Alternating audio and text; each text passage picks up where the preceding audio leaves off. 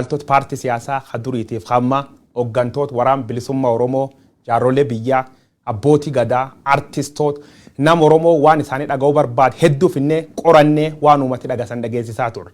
Qophiiteen tardhaatiin qondaal ODP duraanii barsiisaa yuunivarsiitii duraaniif hamma akkasumas horee jiddugalees ODP katay Dr. Milkeessaa Midhaagaati.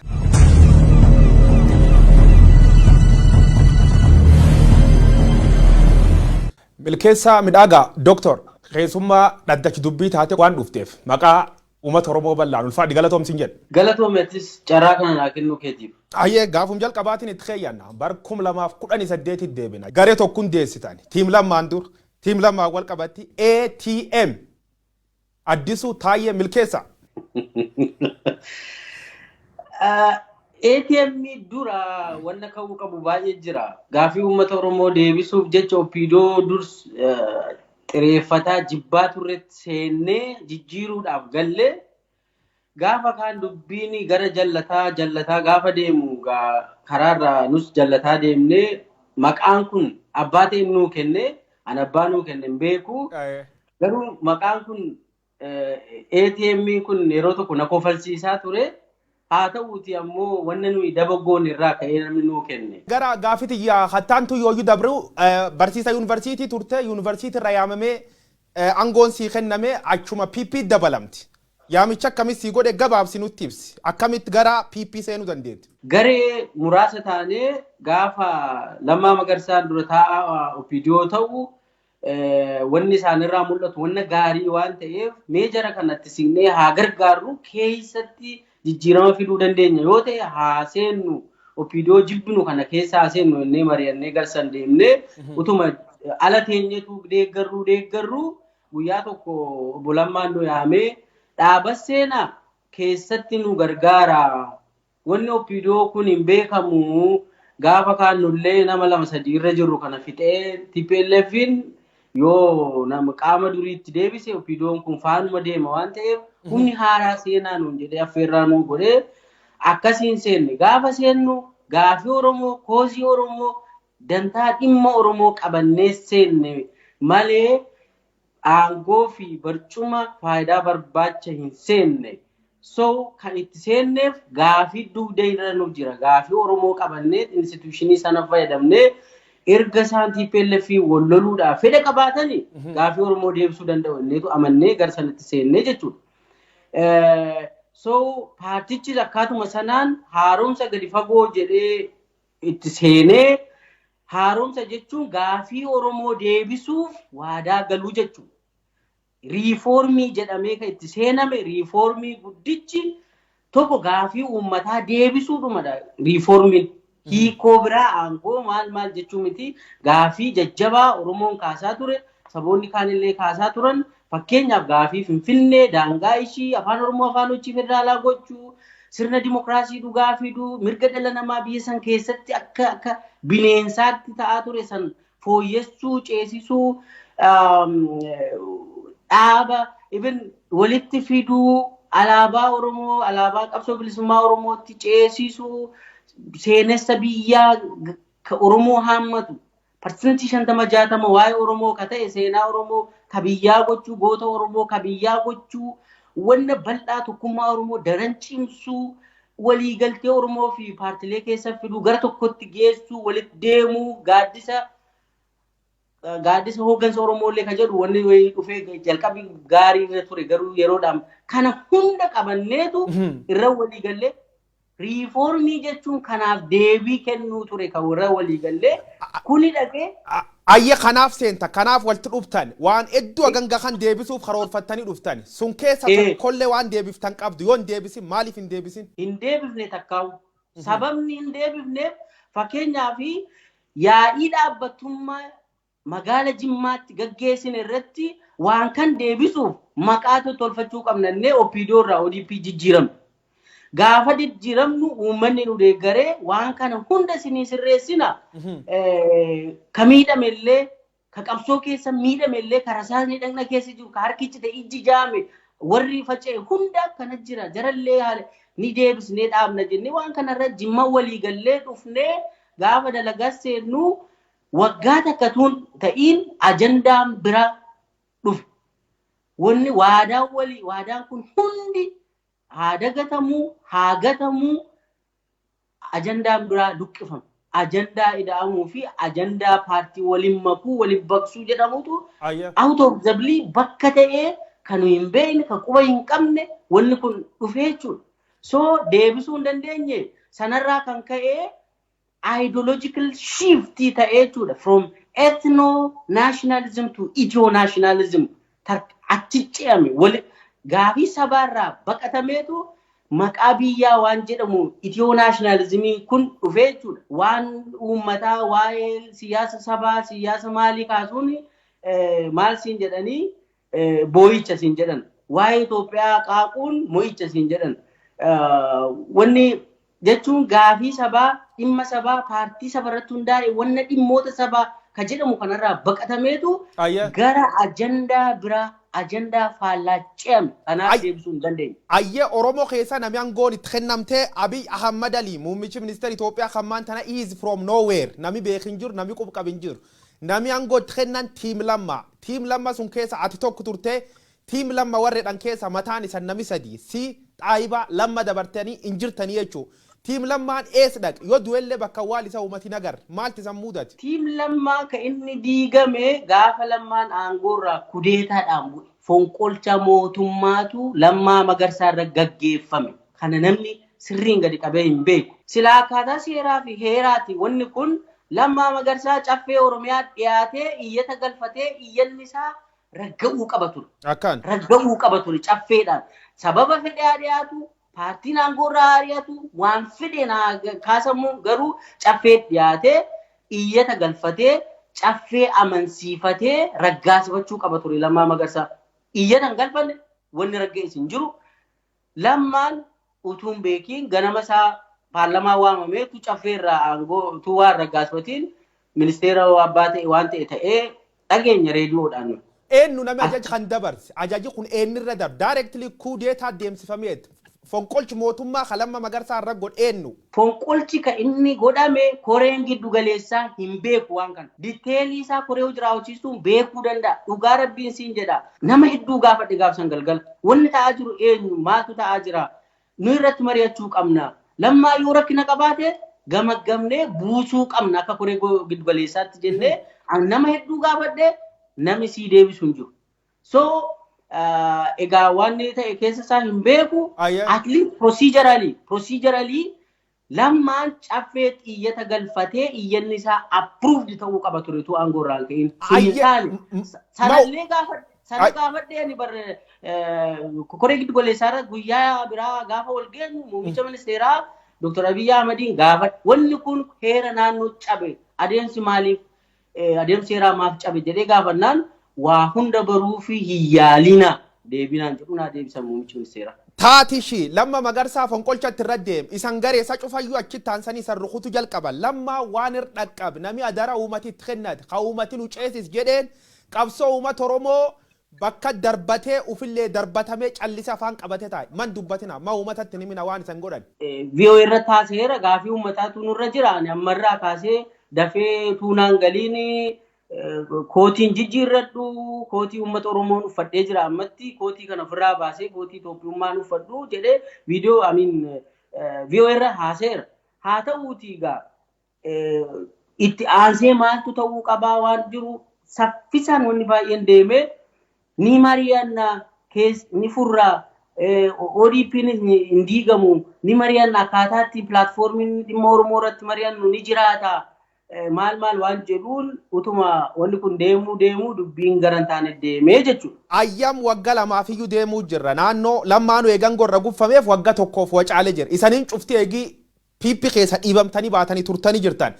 Lammaa Magarsaa namoota hedduun man keessatti hidhame turee jedha namooti kan keegana itti dhumne namoota hedduun lubbuun hin jiruu jedha Lammaan qub wal qabdu yaadii samaan qabsoo uummata Oromoo labbuusa akkanumaan dhokachuu moo gad ba'ee uummata Oromoo waan hin qaba. Manuma taa'aa ture.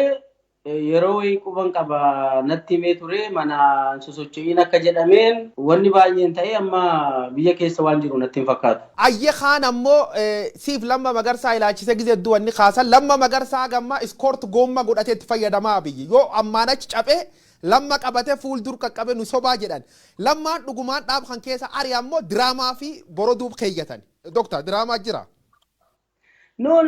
Lamma baay'ee akka diina tokkoffaatti kan. Baay'ee amma eeggadda kana eegdonni lamma hidhamaniiru galaanitti sassaabamanii hidhamaniiru. Sababa callisaniituma. Anyways maal siin jechuu fi lamma akka diinaatti ilaalu yoo nurratti ka'e nu burkuteessadhanii eegaa turan lammaanii jechuun baay'ee sodaatu waan ta'eef jechuudha. Wanni isaan amma isaan diraamaadha maaloodha jedhan natti hin fakkaatu. Hammanani walitti dhufeenya lammaa faana qabutti sitti magaanama. Hammanani beekutti lammaan isaaniif diina isaan immoo lammaaf diina iskoortii ta'uu hin danda'u. Already lammaa nyaatanii kutanii balleessaniiru. Gari Abiyyi Ahmad ijaaruu jir kanaaf warri federaalistii hawal dhab kalammaan faan dhiibamuu jalqaban kasayyaadaan wal dhabda yoom irra jalqabeeti. Wanni kun yaa'ii Jimmaa booda gara yaa'ii Jimmaa booda ji'a 9 keessatti wanni kun raawwachuu jalqabee jechuudha. Yaa'iin Jimmaa naannoo fulbaana 2012ti. Achirraa kaasee ji'a muraasa keessatti yaanni adda addaa dhufe. Duulli Oromummaa irratti sabboonummaa Oromoo irratti bahaa mandara keessaa waa'ee Oromoo kana yeroo hunda hin booyinaa boo'icha keessaa ba'a kaffi bilaachuu tacaawatu sadarkaa Itoophiyaatti ol guddadhaa nama ta'a wanni jedhamuu jalqabee wanni kun otuma dafee haga kana fiigee ODP nurkaa diiganneen eegne nuyi. Wanni kun utuma akkasiin deemaa jiru lammaan gaafa aangoo irraa rukutamu dhaqee wanni adda addaa kun ida'amu PP maal wanni hundi waluma faana daamp nurratti ta'ee jechuudha. Sanbooda ol kaanee deemuu dadhabe. Waa'ee sabboonummaa Oromoo tuqaa lallaba turte Dr. Milkeessaa. Fakkeenyaaf shaneen diin Oromoo jecha turte. Oromiyaa miidiyaa neetwoork abaara turte qubqabna. Oromiyaa miidiyaa neetwoork ammaan tan diina siif. Shaneen ammaan tan siif diina. Gaafii tan deebisnaa gabaabsi. Gaafiin kun sirrii. Gaafa dhugaa dubbachuufan dura Opiidiyoon turre. Opiidiyoo seennee kan gaafii Oromoo dhimma Oromoo ajandaa Oromoo qabannee seennee siin jedhe. Achirraa gaafa wayyaanee kuffifnee jennu dhiibbaa uummataatiin wanni nuyi beeknu Oromoon bilisoomeera jennee amannee jechuudha.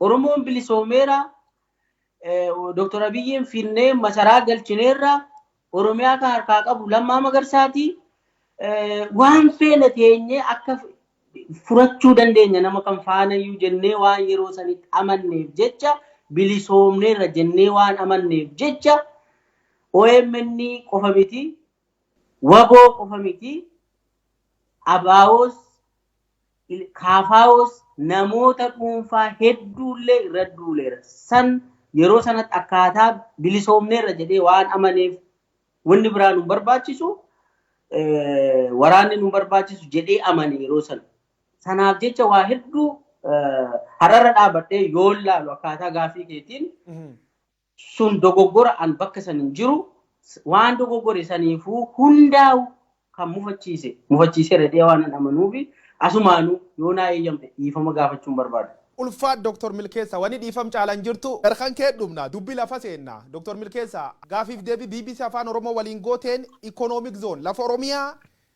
ciranii mootummaa naannoo Amaaraa dabarsuu jiran jettee gaafiif deebii goote jirta. Eegis suni haal jajjaba keesseenu kan kee qaba. Lafa Oromiyaa ka ciramte jira ka PP'n gurguratti. Eegi Opidoo irraa ODP jijjiiram. Achi ammoo PP dhufte lafa Oromiyaa gurguruu jirtu Opidoon.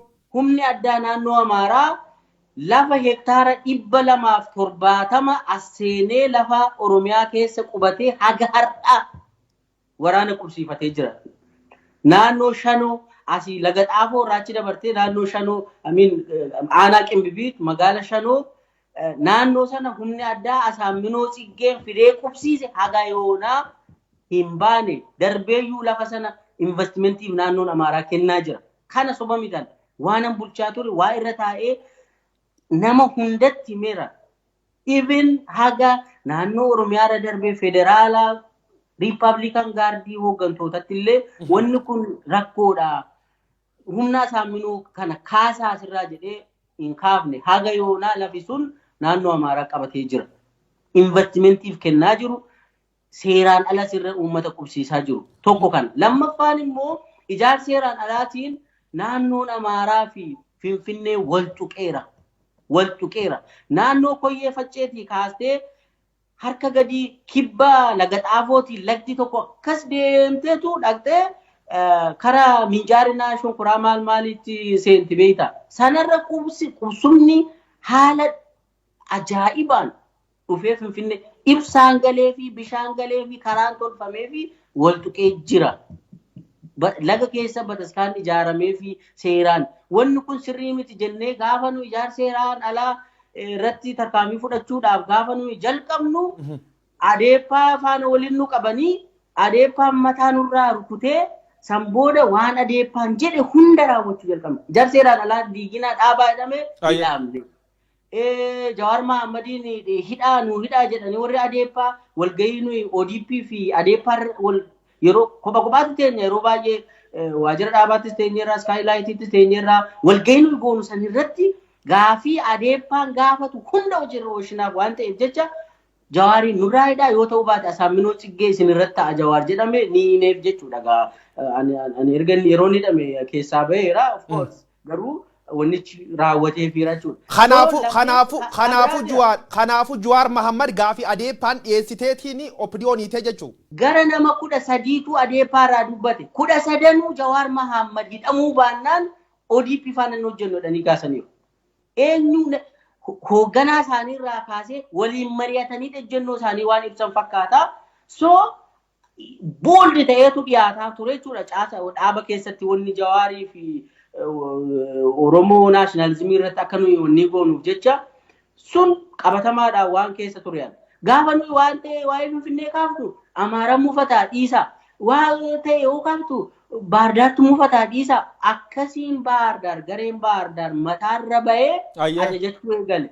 Ayyee kaan madhaabsisu yaaliin gabaabsinaa deebis. Atiin humni dhabde namsi gargaar dhabde bilchiginna Oromiyaa keessa. Dhaabaa jedhan ijaarseeraan alaa hin diiginaadhanii jennaan hin dhaabnu jenne ani hin dhaabuun jedheeni warri waajjira dhaabaarraa of eeggannoo naa kennanii dhimma karaa laga Xaafoon Amaarrii fi Oromiyaa Finfinnee wal tuqsiisuuf deemamaa jira jedhee kaasee san booda waajjira dhaabaatti na yaamanii na qoratanii.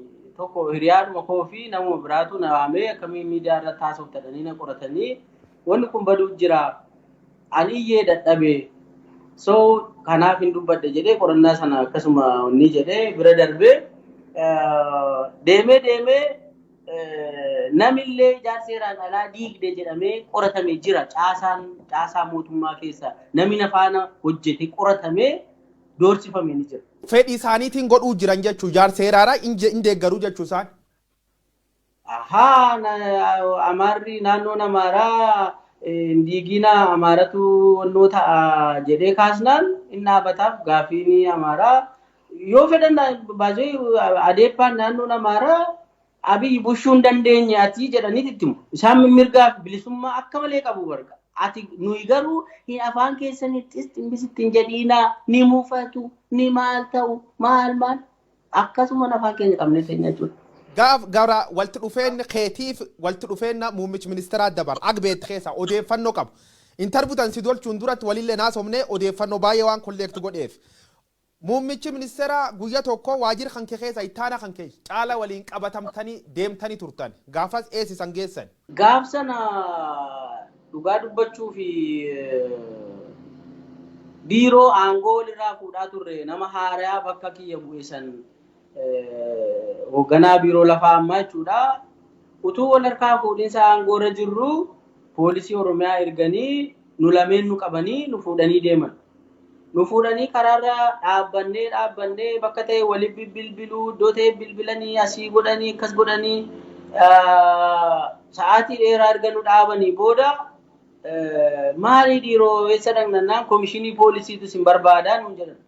Komishinii poolisii taadaa anatti hin bilbilu an hooggansa olaanaadha hoogganaa biiroo kaabinee naannooti ani poolisiin akkamiin qabamee deema jedhee qabaa fidaa jedhamne gaanu dhiifama nuu godhaa dooktar naan jedhu ijoolleen poolisiin waan beeknu qabnudhanii bibilbilanii booda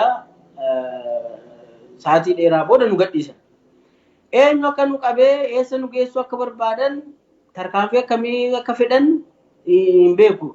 guyyaa sanii kaasee Shimallis pirezidaantiin naannoo Oromiyaa bilbila narraan kaasu maseejii naan deebisu kadhadhee maali wanni kun dhiiroo ati riyaadhaan naallee waliin baranne maalan balleessee wannumti ani godhe yoo jiraate na waamtee an nareeffachuu hin dandeessu akkamiin akkasi ta'an jedhee maseejii erge maal jedhee naa deebisuu didee sanarraan addaan baanee jechuudha pirezidaantii naannoo Oromiyaatiin eegasii asitti maaliif akka naa deebisuu dideen beeku inni ajaju haa dhiisu already waan narra ta'e itti hime garuu akka hoogganaa kiyyaatti na yaamee maal sirratti ta'e naan hin jenne waan ta'eefi waan yaadantu ture waan yaadetu ture so achumarraa kaasee addaan baane jechuudha. Ayya waan yaadan kan aangoo Shimallis Abdiisaa isumas si qabsiismoo aangumisaatiin inni si qabsiismoo gubbarraa ajajii dhufe gaafas akkasi dararan ma uummatatti hin dubbatin kallee gaafas.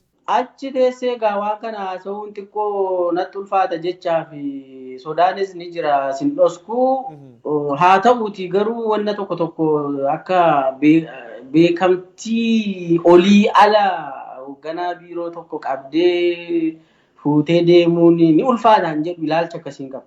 Ayya hoggana biiroo olii yoo gubbarra ajajanii fakkeenyaa fi Shimallis Abdiisaa pirezidaantii mootummaa naannoo Oromiyaayis gizee hedduun qeeqama. Shimallis Abdiisaa cunduur aangoon qabu Abiyyi gubbarra aja jedhanii warri siyaasaallee yeroo jechooti itti darbatan argina. Shimallis Oromiyaa ufumaan umnufiitiin bulchuu jirmoo ajajum gubbaa dhufuun bulchuu jira. Mee deebistan. Laal Oromiyaan hin jiru amma naannoo Oromiyaan jedhamu hin jiru. Kana jala muraa qabadha. Amma ka jiru paartii tokko jira. Paartiin sun maqaa isaa akkaataa boordiin filannoo beekamtii kenneefiin dambii ittiin bulmaataa isaa irratti keewwata tokkorraa paartii prosperity paartii yookaan bilchiginnaa jedhamu jira. Amma namni badhaadhina barwaaqoo maal jedhee haasa'u kan eessaa akka fidan hin beekan beekamtii legal name jedhamu jira. Paartii takkaa jira.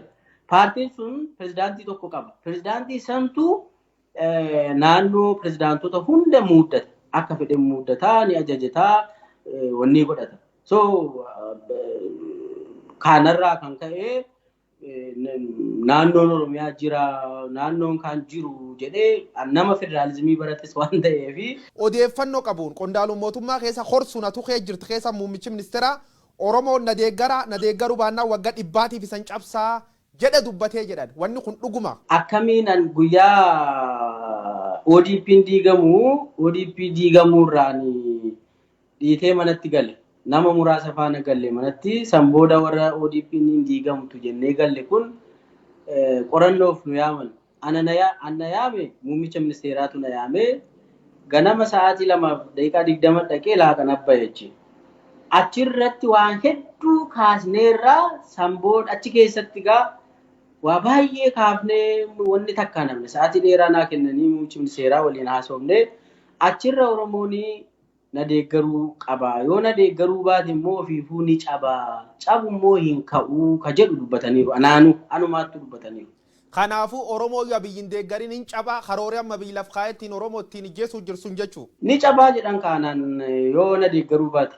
Dr. Milkeessa ma uummatatti nimina waan hagan gaareessan uummatatti mun qabdani uummata balleessuuf ijjeesuuf itti deemuu jiran isan hoggantooti Oromoon bakkeeyyatti si lamma warri am quuqam qabdan jedhanii uummatilleen kireeditii sanii kennu kun calliftanii taa'uun imaana uummata nyaachuu san hin taane. Laaboonni kun wanna humna keenya olii ta'e dhaqee dhugaasitti maan waan si dhos kun qabu waan justify godhadhu hin qabu.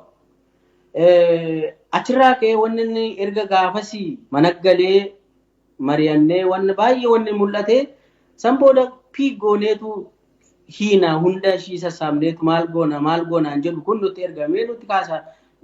Gidduu kana keessa piikii goonee galchina faanaan jedhanii natti erganii turanii. Anis piik ta'uudhaa qophaa'atan ture dursees waan tokko goggodhaatan ture. Anyways waan humnaa olii ta'ee akkitti dubbattu hin jiru yookaan dubbattee safar gochuu danda'uu qabdaa jechuudha. Sana gochuu hin dandeenye sanaafan iftoominaan himaa jechuudha uummatatti. Ayya Dr. Balleessaa guddaa. Balleessaa guddaa. Kaan ammoo ayyaanni irreecha kabajamuuf yeroo jalqabaaf ag PP nangoo qabatte ayyaanni irreecha guyyaa tokko feeyyamanii fi yoo ayyaani gaammoo koronaan Itoophiyaatti hin dabala. Koronaan ayyaan hin jaalatu koronaan amantaa waaqeffataa kanallee waan jaalatanatti hin fakkaatu. Kanaafuu Shimallis Abdiisaa gaafas waa dubbatee jiru. sirni naftanyaa kawaggoot dhibbaatiif nu cabsine dirree kanatti deebineedha dubbati warri minilik guddoo lolee guddoo waacif eegi suni jalqabee shimallis dabalate qondaaltoti teessan cuftinu maqaa Itoophiyaa jedh malee Oromiyaa jedh hin baqatan gaafas adeeppaa ammaan isan goot warniin akkamitti san kennam. This is really good question.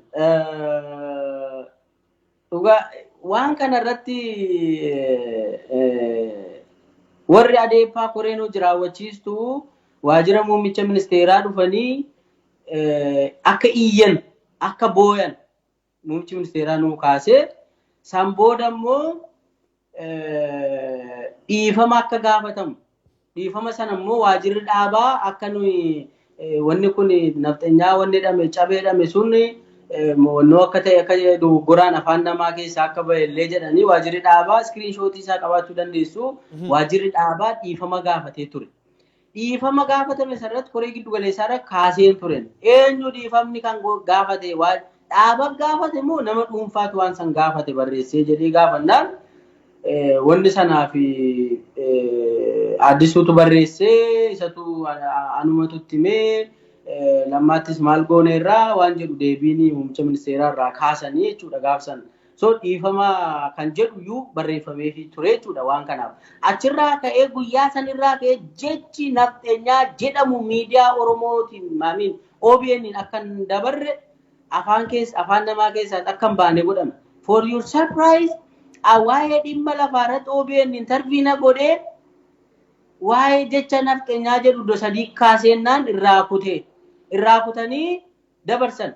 Gaafa kana bojaan gaafadde bojaatti aanaa daayireektara OBN maaf kuttan anatoo jedhe waan nafxeenyaa jecha jedhu sirna nama miti saba miti maaf keessaa baaftan jedhee gaafannaan kallattii gubbaanuu kaa'ame jecha nafxeenyaa kana booda OBN dabarsuun qabuu naan jedhe bojaan.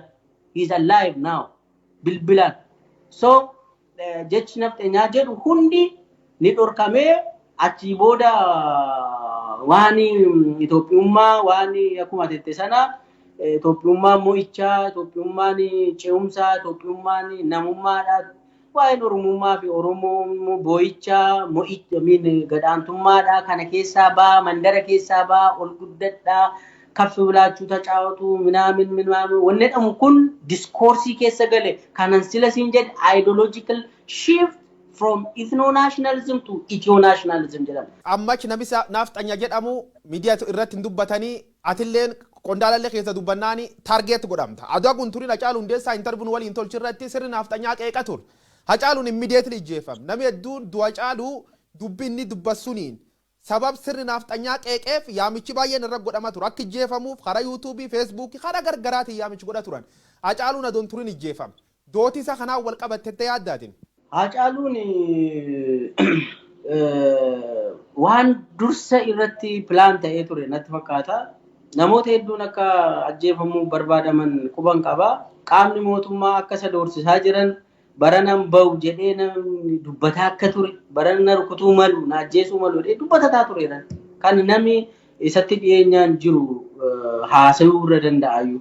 Ayyaa atini ogees federaalizimiiti ekspertii waan sun irratti waraqata baay'ee barreessite waraqata barreessullee baay'ee dubbisee dabalataan ammoo waa'ee federaalizimii kan gubbaalleetti hayyu jedhetti yaada. Kanaafuu federaalizimiif gocha bii wal birqabi kompeer kagoonu. Abiy Ahmad yookaan kaadireen biltsiginnaa isaati amma gandi keessatti uummata leenjiftuu sabdaneessaa, afdaneessaa, adidaneessaa jedhanii DDD kan dasee kan waan baay'isan na fakkaata. So is Abiy Ahmad is really federalist. One ideology federalizimii qaba. Tolchuu jira. Bari san turtan tolchee jira. Federalizimii dhugaa miti federalizimii sobaayyuu ta'uu hin danda'u. Kabara TPLF federalizimii sobaa jechaa turreemi. Federalizimii sobaa ta'uu hin danda'u. Maaltu jira beektaa? Ajandaa qara dabarsuu, ajandaa busheessuu waan jedhamu tokkotu jira politiksii keessa. Ajandaa sirkaa fuudhameetu ni busheessita. Ajandaa sirraa hatameetu busheessuu waan jedhamutu jira. Amma maal jedhu fakkeenya federalizimii dhugaa hojiirra oolchaa jirra. Federalizimii dhugaa aan federalizimii maastersii PhD irra baradhee qara'ee taa'eetiin na dhukkube mataa na dhukkube. Federalizimiin hojiirra oolchina yoo jettu at least minimum criteria qaba federalizimiin criteria torba siisarara sanarra dhaabbattee wanni hojjetamaa jiru amma bar wanni jiru ብሔራዊ ጀዳማ ጅራኮ ብሔራዊ መከላከያ ሰራዊት ጀዳማ ጅራኮ ብሔራዊ ቹን ዩኒታሪ ሲስተም ከሰት ብሔራዊ ተመለ ፌደራሊዳ ብያ አሜሪካ ተው ብዮት ፌደራሊስቲ ዳን ከሰ ብሔራዊ አንጀለሙ ጅሩ ወኒ ዶሳ ወይ ኑቢራ ቀብዳ ወጋ ሀርዳ በርደብሬ ጂሃ ገያ ከን ኬሳ ኦሮሚያ ሚዲያ ኔትወርክ ወሊን ጋፊፍ ዴቢ ጎተ ጅርት ጋፊፍ ዴቢ ሱን ኦኤምኤን ሌኒ እንደበርሲነ ካየ ጅር ዮ ቀባሜ አኒ ዳምታይ ዮ አኒ ጄፈምታይ ኢንተርቪው ተና ደበርሳ አይተኑ ከናት አዳራቱኑ ከናት ሱኑሌ ለፍከነ እንደበርሲነ ቱርሲነ ጅር ዱአፍ ሶዳቴ ሲዱፍ ኸሮርሰኒ ላል ወኒ ቱረ የሮሰን ተኮፋ አኩመ ሲንጀድ ኤርጋ ኩዴታን ገገፈሜ ቦዳ ነሞታ ለማዲያተን ነሞታ ሙለተ ሰሙርመን ነሞታ ብልጽግናኒ ዱፉን ቀቡ ኦዲፒ ዱፉ ቀባ ኦሮሞን ሂሬ ኦፊ ሙርቴፈናሳ ኦፊኖ ቡሹ ደንደው ቀ ፓርቲ መቃ ኦሮሞ ቢፊዬ ቀብዬን ኦሮሞ ተት ኦሮሞ ቡሹ ቀባ ጀቴ ሃሶ ተውተ ባላንስ ረጋ ኦፍ ኮርስ አናን ሲሂና እንጀዱ ነቲ ዱፌራ ደነቲ ናኖ መነኮ ኦላ ጉያ ወይስ ነሆርዶፈኒ ገልገለ ኬሳ ወኒ ጅጅራ ሶ ወኒና ኒ ሁበደ ሂዳሙ መላ ዱሌ መላ ገሩ ዋ ሙመን ደገው ቀባደ እንዶቻ ወሮ የመኒቲ መደ እስንሌ ገለቶማዳ ኢንተርቪና ቦተኒ ኦልኬሰን ወርቅኔ ተሾማዬን ዶክተር ሚልኬሳ አዎቹ ዲና ያለ ሲንካ ሶ ኢኒ ፔኔሚ ኩያቱሬ አየ ወርቅኔ ተሾሜ ሱኒኒ የሮ ባየር ዴብፍተ ፔኔሚ አዋሽ ፖስት ጉባ ባየ በሬሰ ቱር አርቲክል ካን ከዱጋ ዱባቹፊ ፈጎለ ዱብሳ ቱሬ መቃ ከናን ሁይዝ ወርቅኔ ተሾማ የዳኑ ጋፊና ታቱር ዲዮታን ዳጋይ አችረት ተሞ አብይ አህመድ ቄቃ ቱርቴ ፌደራሊዝሚ በራ አብይ አህመድ the Maasai of something complexity zakan namichaka qiyama bibusu jira chumtete barreessa turte in sodaanne mo baqum khanatti amante turte yeroo tokko ga akkasuma is normal gaafa afaanin ofi gabbaate hojjechuu dadhabdummo waa wayi godhummo qabda karaa ta'een si keessa waan jiru waa amante waan dhugaa ta'e keessa turani hoggansa olaanaadha nan beeka waan ta'e immoo dalaguudha qabda actually kaataa saniin babarreessaa ture account maqaa kiyyaa miti wanni suni probably citiin taane na baasifte maal taate ayye acaalu hundeessaa du'ee namoota hedduun dhumatanii yeroo muraas boot ayyeroo sunidha jira horteettan hora jiddu galeessaa ODP ta duri tan cufisan teessisanii isan namsaji si lamma magarsaatiif xaayiba ujirra ugguran namoota hedduu warningi kennaniifi jedhan korsun kee turte mee mariin guyyaa sun godhamtu maal fakkaatti sababi ittiin himatamtan maal fa'a ankora san irraa hin dhayne dubbiin akka inni hammaataa ta'e bareen irraa hafe maali mataa dhukkubsachuudhaan barbaanne sababni isaa akkaataatti ODP'n diigame ani hin fudhanne aga dhumaattis hin fudhanne Malif ODP at least ODP'n Oromo Democratic Party waan Oromoti jenneerra walii gallee gaafi Oromoo deebifna Oromummaa cimsinanneerra walii gallee dhufne gaafa sun diigamu paartii haaraa maqaa Itoophiyaa qabatee ideoloojii dudullachaa kana of keessan naqee dhufe ani hin fudhanne so gaafa kana achitti walgahii jira jedhame ani hin dhaqne akka carraa lamaanis irratti hin hirmaanne akka carraa xayyibaa sossobaniituma geessanii haleellaa dullaan irratti tumanii kophaatti argatanii isheen illee amma ta'e ofirraa faccisuu yaaltee difeen gochuu yaaltee haa ta'uutii garuu hunda keenya irraa suspend nu godhanii ana kan ittiin na himatanii iccitii keenya baasaa jedhanii na himatanii waa biraatiin na himanne iccitiin nu jalaa karaa feesbuukiitiin abbaa ta'e babarreessaa maqaa hin beekna foolii barreeffama isaanii quba qabna maal kana kaasanii ragaa garuu dhiyeessuu hin dandeenyaati iccitiin taane baafteef amma so iccitiin nufaa dhiyeessaa turte mee warri icciti dhiyeessaa fi tursun dubbadre nuqee jirra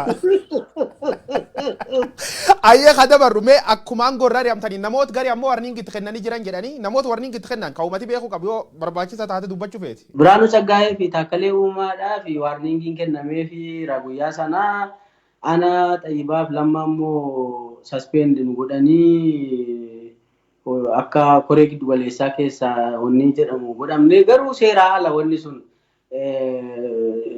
waajirri paartii damee Oromiyaati heedkwaartarii iyyuullee miti paartiis miti nu gamaggamee aangoo saspeendiin gochuu hin danda'u. Ka saspeendi gochuu danda'u koree giddu galeessaa bilchiginnaati. Inni immoo nama 360 of keessaa qaba. 360 sanatu saspeendiin gochuu qaba. Yaa'iitu immoo nu ari'achuu danda'a. Akkaataa dambii ittiin bulmaataadhuma bilchiginnaatiin jechuudha. So wanni godhame sun dambii ittiin bulmaataa bilchiginnaatiin fudhataman qabu. Waggaa 8 namooti extra judicial killing namoota bakkuma arganitti ijjeessanii manidhaati baasanii nama ijjeessuun abbaa barbaadanii dhuun ajajman murtii diduun wanni kun ajaja PPT'n dabrmoo garee wayii hachikee ciifte qumaaree akkana taphattuu jira. TPLF bara waggaa 27 gaafa Tigraayin bulchitu paartiin biraa paartii TPLF yaada Tigraay keessa hin turre. Nullee jararraa barachuu qabna jennee mari'annee raggaasifneerra waan si dhoksuun qabu. So seelii diinaa jedhamee ergasii yeroo dhiyoo asitti wanni tarkaanfiin fudhatamaa ture seelii diinaa jedhama. Kan miseensota KFO's haa ta'uu, ABO's haa ta'uu, namoota waraana bilisummaa Oromootti shakkamanis haa ta'uu, hunduu seelii diinaa jedhamaniitu lakkaa'amuu namoonni bebbeekamoon hawaasa sochoosuu danda'an community leaders warri ta'an hunduu yoo PP'n deeggaran taanaan seelii diinaa. Seelii diinaa immoo tarkaanfii irratti fudhadhaa jedhamee kallattiin gubbaadhaa kennamaa. Akkaataa sana waajirri dhaabaa godinaaf dabarsaa godinni immoo tarkaanfii hidhuus ajjeesuus ni fudhata jechuudha. Gaaf kaan yoo abaluu hin waan si suukkanneessu maal gootuu hiitu waan gootan godha gadi baasaa waan gootan godha jedhama asii gade.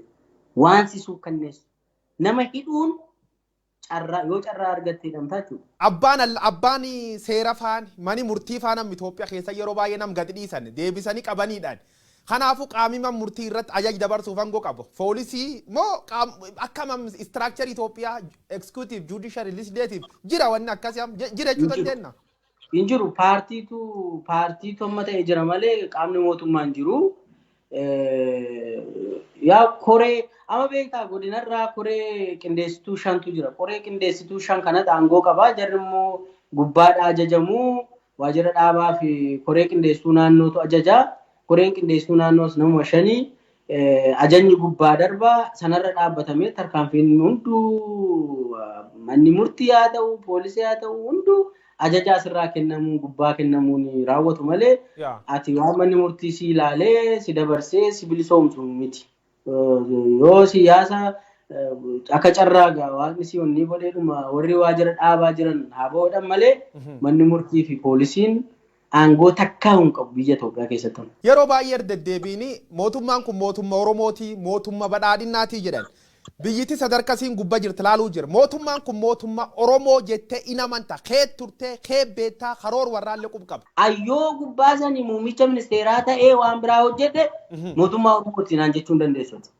So sirnichi sirna Oromoof Oromummaaf ta'uu miti. Deemee paartiin PP'n salfi mirgas hiree ofii murteeffannaa Oromoo ni daaka ni balleessa. Ajajji tokko kadabre dhaga'ee ajajji sun ati korsuun kee jiraattin beeknu Oromoo yoo walitti dhufu nu mormuu danda'a. Kanaafuu Oromoo walitti qabamuu dhoowweedhanii karoor kaanii jiran. Sun keessa tokko karoorii irreechi Finfinnee irra kabajamuu dhowwuu kan.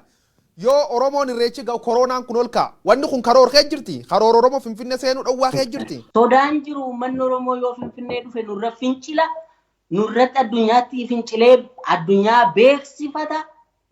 Even beeta mangistii yoo dhufuu danda'adha ni sodaatu. Kana jala murii fudhatu. Kanaaf jecha Oromoon kamiyyuu lakkoofsaan nama 500 nama muraasaan akka dhaqu komaandii poostii waraana biyyaa federaal poolis uummata tikaa kanaan dura wanni godhamee Finfinnee keessa gaafa Oromoon seenu securitized ta'eetu lakkoofamtee baajiin sii kennameetu kanaan seenta. irreecha miti kuni irreechi banaa yoo barbaachisaa ta'e cufuudha qabu malee